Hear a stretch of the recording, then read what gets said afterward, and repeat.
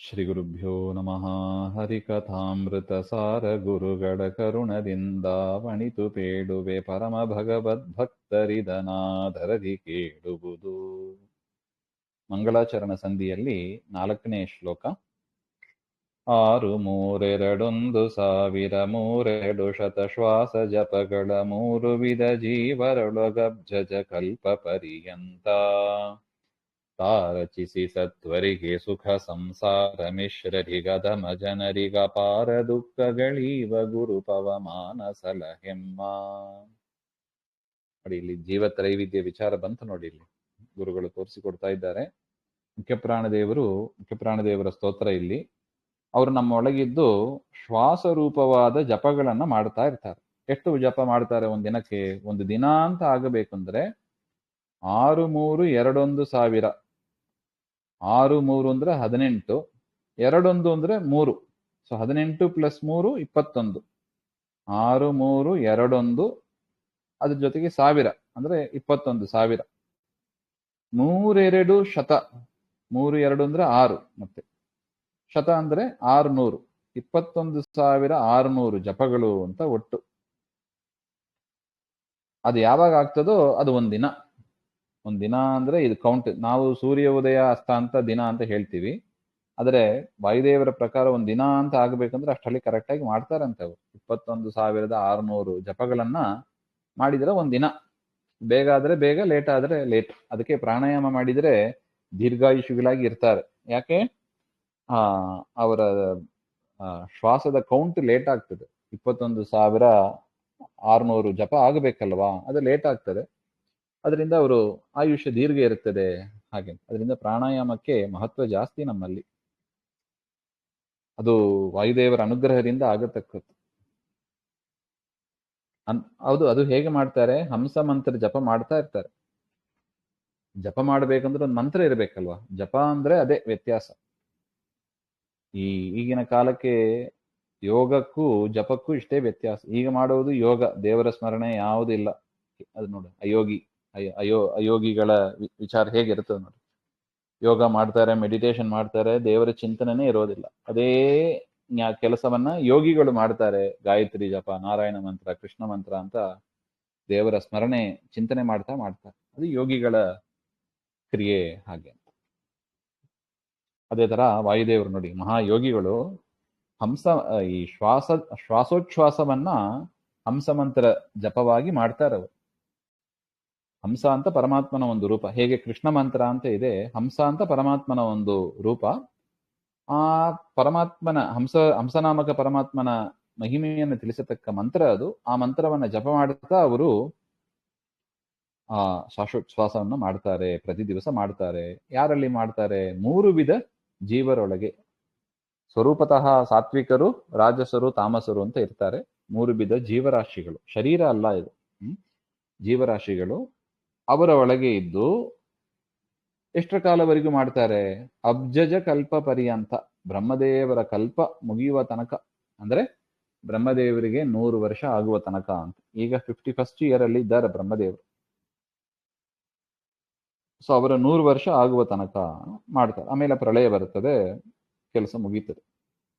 ತಾ ರಚಿಸಿ ಆಯ್ತು. ವಾಯುದೇವರು ಏನ್ ಮಾಡಿದ್ರು?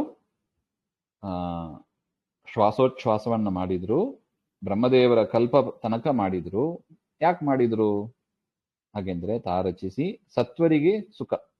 ಯಾರು ಸಾತ್ವಿಕರು ಅಂತ ಪರಮಾತ್ಮನ ಸ್ಮರಣೆ ಯೋಗಿಗಳು ಯಾರು ಇರ್ತಾರೆ ಅವರಿಗೆ ಸುಖ.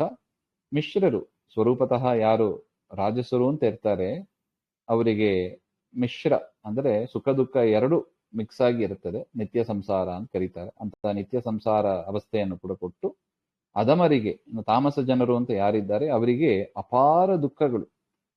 ಅಪಾರ ದುಃಖಗಳು ಅಂದ್ರೆ ಸಹನೆ ಮಾಡಿಕೊಳ್ಳಿಕ್ಕೆ ಆಗಲ್ಲ. ತಮಸ್ಸು ಅಂತ ತಮಸ್ಸಿಗೆ ಕಳಿಸ್ತಾರೆ. ಅದನ್ನು ಕೊಡುತ್ತಾರೆ ಯಾರು? ಗುರು ಪವಮಾನ. ಜಗತ್ತಿಗೆ ಗುರುಗಳಾದ ಮುಖ್ಯ ಪ್ರಾಣದೇವರು ಕೊಡ್ತಾರೆ. ಅವರು ನಮ್ಮನ್ನ ರಕ್ಷಣೆ ಮಾಡಲಿ. ಪಂಚಭೇದ ತಾರತಮ್ಯಾದಿ ಜ್ಞಾನಗಳನ್ನು ಕೊಟ್ಟು, ಗುರುಗಳು ಅಂದ್ರೆ ಜ್ಞಾನವನ್ನು ಕೊಡುವವರು. ಪಂಚಭೇದ ತಾರತಮ್ಯಾದಿ ಜ್ಞಾನಗಳನ್ನು ಕೊಟ್ಟು ನಮ್ಮನ್ನ ಕಾಪಾಡಲಿ. ಹಾಗೆ ಅಂತ ಪ್ರಾತಃ ಸಂಕಲ್ಪ ಗದ್ಯದಲ್ಲಿ ರಾಯರು ತಿಳಿಸ್ತಾರೆ. ಅಶೇಷ ಗುರುವಂತರ್ಯಾಮಿನಾಮ್ ಅಂತ ಬರೀತಾರೆ ನೋಡಿ. ನಮಗೆ ಯಾರ್ಯಾರು ಗುರುಗಳು ಅಂತ ಇದ್ದಾರೆ, ಪದ್ಮನಾಭ ತೀರ್ಥರೇ ಪ್ರಾರಂಭ ಮಾಡಿ ಈಗಿನ ಯತಿಗಳು ಗುರುಗಳು ಅಂತ ಯಾರಿದ್ದಾರೆ, ಅವರು ಎಲ್ಲರಲ್ಲೂ ಕೂಡ ವಿಶೇಷವಾಗಿ ಮುಖ್ಯಪ್ರಾಣದೇವರು ಇದ್ದಾರೆ. ನಮಗೆ ಪಾಠ ಹೇಳುವವರು ಅಂದ್ರೆ ಅವರೇ. ಪಾಠದ ಸಂದರ್ಭದಲ್ಲಿ ಆ ಪಾಠ ಹೇಳುವವರ ವ್ಯಕ್ತಿಗಳಲ್ಲಿ ಮುಖ್ಯಪ್ರಾಣದೇವರ ಪರಮಾತ್ಮನ ವಿಶೇಷ ಸನ್ನಿಧಾನ ಬಂದಿರುತ್ತದೆ.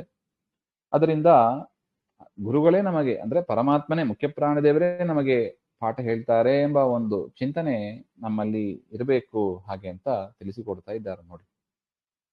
ಅಂತ ಪರಮಾತ್ಮ ಅಂದ್ರೆ ಪ್ರಾಣದೇವರು ನಮ್ಮನ್ನು ಕಾಪಾಡಲಿ ಅಂತ ಒಟ್ಟು.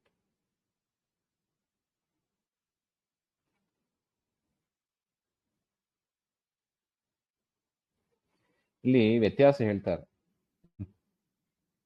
ಬ್ರಹ್ಮದೇವರನ್ನ ಪ್ರಾರ್ಥನೆ ಮಾಡುವಾಗ ತ್ವಚ್ಚರಣಗಳಿಗೆ ಅಭಿವಂದಿಸುವೆ ಪಾಲಿಪುದು ಸನ್ಮತಿಯ ಅಂತ ಬ್ರಹ್ಮದೇವರಲ್ಲಿ ನಮಗೆ ಒಳ್ಳೆ ಬುದ್ಧಿಯನ್ನ ಕೊಡು ಅಂತ ಪ್ರಾರ್ಥನೆ ಮಾಡಿದರು.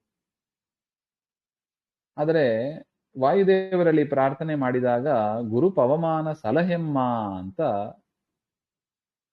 ನಮ್ಮನ್ನ ರಕ್ಷಣೆ ಮಾಡಿಲಿ ಹಾಗೆ ಅಂತ ಅಷ್ಟೇ ಹೇಳಿದರು. ಯಾಕೆ ಈ ವ್ಯತ್ಯಾಸ? ಇಬ್ರು ಗುರುಗಳು ಅಂತ ಆದ ಮೇಲೆ ಬುದ್ಧಿ ತಾನೇ ಕೇಳಬೇಕು ಹಾಗೆ ಅಂತ.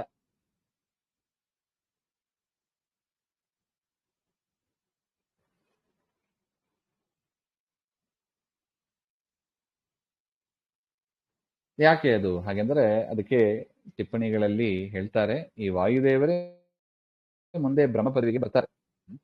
ಅದರಿಂದ ಬ್ರಹ್ಮ ಹಾಗೆ ಅಂತ ಚತುರ್ಮುಖ ಅಂತ ಏನು ಹಿಂದಿನ ಪದ್ಯದಲ್ಲಿ ಹೇಳಿದರು, ಆ ಶ್ಲೋಕದಿಂದಲೇ ವಾಯುದೇವರನ್ನು ಕೂಡ ಸ್ತೋತ್ರ ಮಾಡಿದ ಹಾಗೆ ಆಗ್ತದೆ.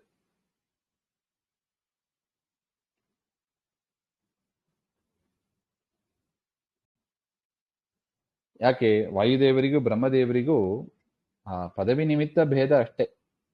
ಬ್ರಹ್ಮದೇವರು ಒಂದು ಕಲ್ಪ ಸೀನಿಯರ್, ವಾಯುದೇವರು ಒಂದು ಕಲ್ಪ ಜೂನಿಯರ್, ಅಷ್ಟೇ ವ್ಯತ್ಯಾಸ ಅವರಿಗೆ. ಇನ್ನು ಯಾವ ಜ್ಞಾನದಲ್ಲಿ ಆಗಲಿ ಯಾವುದರಲ್ಲೂ ವ್ಯತ್ಯಾಸವೇ ಇಲ್ಲ. ಆದರೆ ಅವ್ರು ಮಾಡುವ ಕೆಲಸ ನೋಡಿ, ವಾಯುದೇವರ ಪದವಿಯಲ್ಲಿ ಅವ್ರು ಮಾಡತಕ್ಕ ಉಪಕಾರನೇ ಬೇರೆ. ಬ್ರಹ್ಮ ಪದವಿಯಲ್ಲಿ ಕುಳಿತು ಅವ್ರು ಮಾಡತಕ್ಕ ಉಪಕಾರನೇ ಬೇರೆ. ಇಬ್ಬರೂ ಕೂಡ ಲೋಕಕ್ಕೆ ಸಜ್ಜನರಿಗೆ ಮಹಾ ಉಪಕಾರವನ್ನು ಮಾಡ್ತಾರೆ, ಬ್ರಹ್ಮದೇವರಾಗಲಿ ವಾಯುದೇವರಾಗಲಿ. ಆದರೆ ಅವ್ರು ಮಾಡುವ ಕೆಲಸದಲ್ಲಿ ತುಂಬಾ ವ್ಯತ್ಯಾಸ ಇದೆ ಹಾಗೆ ಅಂತ ಹೇಳ್ತಾರೆ.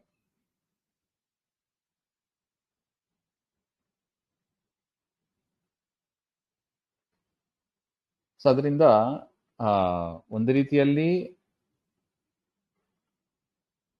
ವಾಯುದೇವರಿಂದ ಆಗತಕ್ಕ ಉಪಕಾರ ಅಂದ್ರೆ ಏನು ಹಾಗೆಂದ್ರೆ ಈ ಉಸಿರಾಟ. ಈಗನು ನೋಡಿದೀವಿ ನೋಡಿ, ಉಸಿರಾಟ ಎಲ್ಲಾ ಪ್ರಾಣಿಗಳಲ್ಲಿ ಇದ್ದು ಕೂಡ ಉಸಿರಾಟವನ್ನ ಮಾಡುವವರು ಅಂದ್ರೆ ಮುಖ್ಯ ಪ್ರಾಣದೇವರು. ಅದನ್ನೇ ಎಲ್ಲರಲ್ಲೂ ಇದ್ದು ಮಾಡ್ತಾರೆ. ಅದರಿಂದ ಆ ವಿಚಾರವನ್ನ ಎತ್ತಿ ಹಿಡಿದು ಗುರುಗಳು ಸ್ತೋತ್ರ ಮಾಡಿದ್ದಾರೆ. ಅಷ್ಟು ಮಾತ್ರ ಅಲ್ಲ, ನಮಗೆ ಸುಖವನ್ನು ಕೊಡತಕ್ಕವರು ಸಾತ್ವಿಕರು, ರಾಜಸರು, ತಾಮಸರು ಅಂತ 3 ವಿಧವಾಗಿ ಇರ್ತಾರಲ್ವಾ. ಅದರ ಮೂಲಕ ನಮಗೆ ಸುಖ, ದುಃಖ ಅಥವಾ ಮಿಶ್ರ ಇದನ್ನು ಕೊಡತಕ್ಕವರು ಕೂಡ ವಾಯುದೇವರು ಆಗಿದ್ದಾರೆ ಹಾಗೆ ಅಂತ.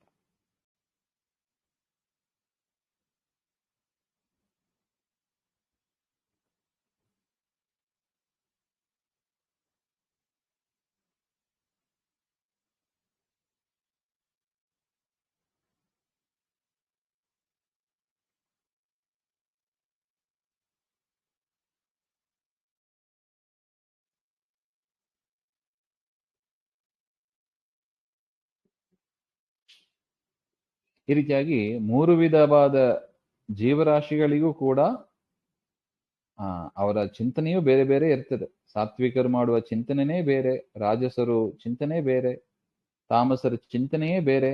ಅದಕ್ಕೆ ತಕ್ಕಂತೆ ಅವರಿಗೆ ಫಲವನ್ನು ಕೊಟ್ಟು ರಕ್ಷಣೆ ಮಾಡ್ತಾ ಇದ್ದಾರೆ. ಅದರಿಂದ ಯೋಗ್ಯತೆಗೆ ತಕ್ಕಂತೆ ಅವರು ಕೂಡ ಫಲವನ್ನ ಕೊಡೋದ್ರಿಂದ ಗುರು ಪವಮಾನ ನಮ್ಮನ್ನ ರಕ್ಷಣೆ ಮಾಡಲಿ ಹಾಗೆ ಅಂತ. ಅಂದರೆ ಈ ರಾಜಸ ತಾಮಸ ಬುದ್ಧಿಗಳನ್ನ ಬಿಟ್ಟು ಸಾತ್ವಿಕ ಭಾವನೆಯಿಂದ ನಮಗೆ ಅನುಗ್ರಹವನ್ನ ಮಾಡಲಿ ಹಾಗೆಂಬ ಒಂದು ಪ್ರಾರ್ಥನೆಯನ್ನ ಇಲ್ಲಿಗೆ ದಾಸರಾಯರು ತೋರಿಸಿಕೊಡ್ತಾ ಇದ್ದಾರೆ ಅಂತ. ಶ್ರೀಮಧ್ವಾಂತರ್ಗತ ಶ್ರೀ ಕೃಷ್ಣಾರ್ಪಣಮಸ್ತು. ಶ್ರೀ ಹರೇ ನಮಃ.